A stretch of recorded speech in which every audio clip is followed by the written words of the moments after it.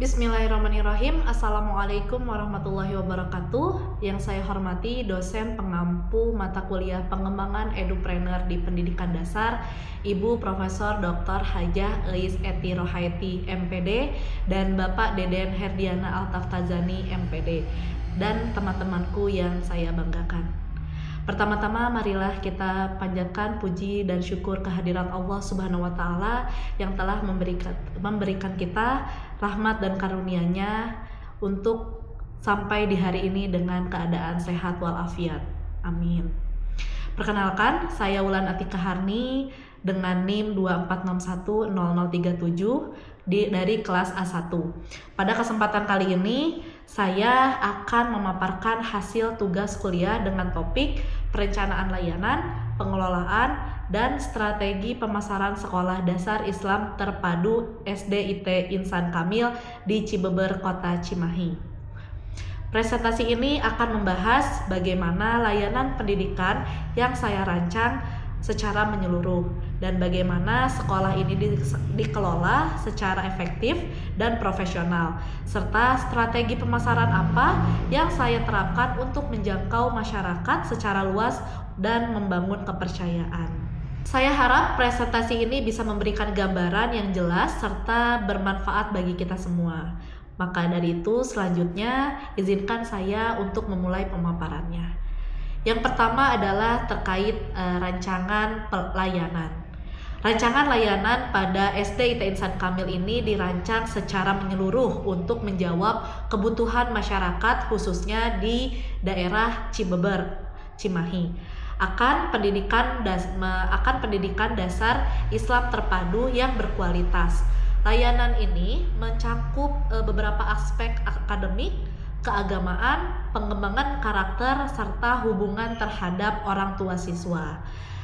Adapun latar belakang pendirian dari sekolah ini antara lain adalah yang pertama terkait nilai-nilai Islam, yang kedua berstandar nasional, lalu berorientasi pada pengembangan karakter.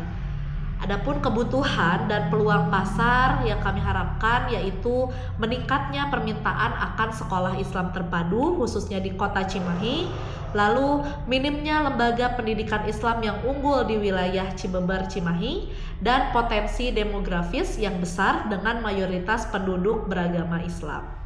Baik, adapun poin-poin utama dalam rancangan layanan ini meliputi yang pertama tentunya dari kurikulum yang terpadu. Kami mengintegrasikan kurikulum merdeka, kurikulum muatan lokal, serta kurikulum khas Yayasan Al-Fatihah Nur Hasanah. Fokus utamanya adalah pembentukan karakter Islami, penguatan akhlak mulia, dan penanaman ilmu pengetahuan umum yang holistik. Materi agama seperti tahfiz, hadis, fikih, dan adab ditanamkan secara terstruktur dalam setiap mata pelajaran. Rancangan layanan selanjutnya terkait program pembiasaan dan harian. Nah, layanan harian siswa ini didesain untuk membentuk kebiasaan positif, antara lain yang pertama adalah sholat duha dan sholat berjamaah di setiap sholat, yaitu sholat duhur dan sholat asar. Lalu yang kedua ada TTQ, yaitu tilawah Al-Quran dan tahfiz, di mana akan bekerja sama dengan lembaga Umi Foundation. Yang ketiga adalah literasi pagi, mentoring, dan dongeng inspiratif. Dan yang terakhir adalah program Best Student dan senam ceria. Lalu adapun program ekstrakurikuler dan pengembangan diri yang kami harapkan untuk pengembangan minat dan bakat siswa itu melalui kegiatan seni dan olahraga, kegiatan sosial dan nasionalisme, program leadership anak, lalu ada seharian bersama ayah atau Inkafes, dan kegiatan tahunan lainnya. Adapun layanan pendukung atau sarana prasarana yang akan kami sediakan antara lain ruangan kelas ber-AC dan nyaman, perpustakaan, lapangan olahraga, layanan antar jemput, laporan perkembangan belajar dan konsultasi dengan guru, lalu full day school, belajar dari jam 7 sampai jam 3, lalu ada program parenting.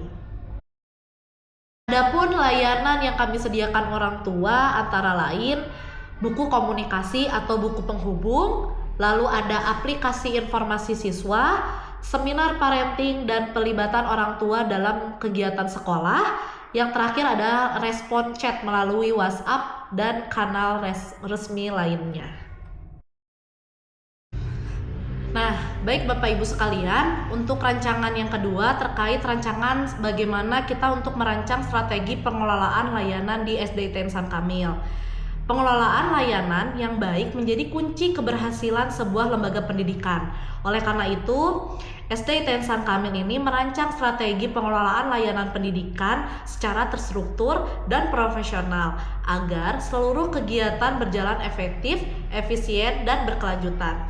Berikut adalah rancangan pengelolaan layanan kami berdasarkan prinsip mutu akuntabilitas dan serta berbasis nilai-nilai Islami. Adapun strategi yang pertama adalah strategi terkait perancangan produk dan layanan pendidikan. Fokus utamanya adalah untuk menyusun layanan pendidikan yang sesuai dengan kebutuhan pasar dan selaras dengan visi Islam terpadu. Adapun langkah-langkahnya yang pertama itu menganalisis kebutuhan orang tua di Cibeber akan pendidikan dasar berbasis Islam.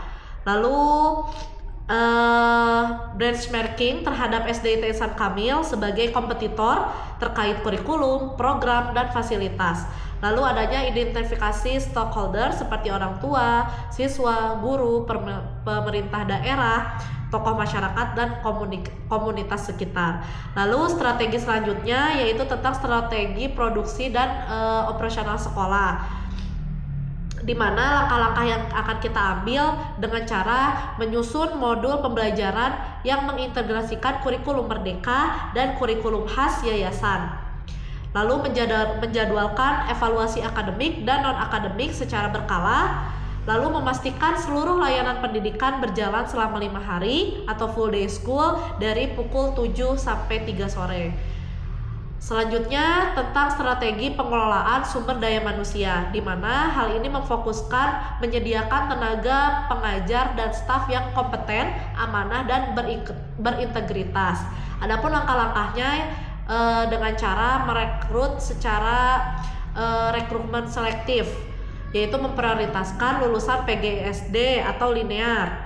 Yang kedua, mengadakan pelatihan dan pengembangan untuk guru dan staf, akan diberikan pelatihan rutin mengenai kurikulum, manajemen kelas, teknologi, dan komunikasi Islami. Lalu ada kegiatan evaluasi berkala, di mana di sana akan mengadakan kegiatan penilaian kerja setiap semester untuk memastikan kualitas pengajaran dan layanan tetap optimal. Baik Bapak Ibu sekalian, setelah kita membahas tentang rancangan layanan pendidikan yang kami tawarkan dari SDIT Insan Kamil ini, selanjutnya saya akan menjelaskan bagaimana strategi pemasaran yang dirancang agar sekolah ini dapat dikenal luas dan dipercaya oleh masyarakat, khususnya di wilayah Cibeber, Kota Cimahi, dan sekitarnya. Lalu apa saja strategi pemasaran yang kami lakukan? Baik, adapun strategi pemasaran ini bertujuan untuk yang pertama pastinya menarik minat calon orang tua dan siswa. Yang kedua, membangun citra dan reputasi sekolah. Lalu yang ketiga, dapat meningkatkan kepercayaan dan loyalitas masyarakat terhadap layanan pendidikan yang kami tawarkan. Nah, adapun rancangan strategi pemasaran kami dibagi menjadi ke dalam ketiga bagian utama. Yang pertama adalah strategi pemasaran digital atau digital marketing.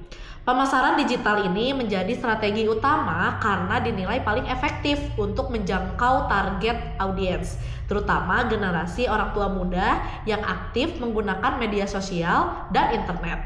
Langkah-langkah yang dilakukan antara lain kita membuat website resmi sekolah, di mana di dalamnya menyediakan informasi lengkap mengenai profil sekolah, program unggulan, fasilitas, dan testimoni orang tua serta pendaftaran secara online.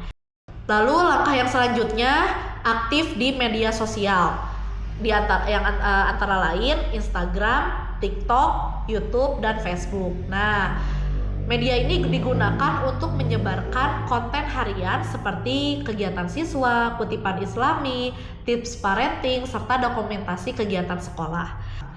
Lalu strategi yang kedua terkait tentang pemasaran tatap muka dan edukatif. Kami juga menyadari pentingnya sentuhan langsung dalam membangun kepercayaan bagi orang tua siswa. Maka kami melaksanakan yang pertama adalah mengadakan kegiatan open house dan trial class dengan cara mengundang calon siswi dan orang tua untuk merasakan langsung suasana belajar di SD ITN Insan Kamil. Lalu kami juga mengadakan seminar parenting di beberapa TK dan RA. Hal ini bertujuan untuk mengedukasi dan memperkenalkan konsep pendidikan kami kepada para orang tua sejak dini, sekaligus membangun relasi dengan komunitas pendidikan sekolah.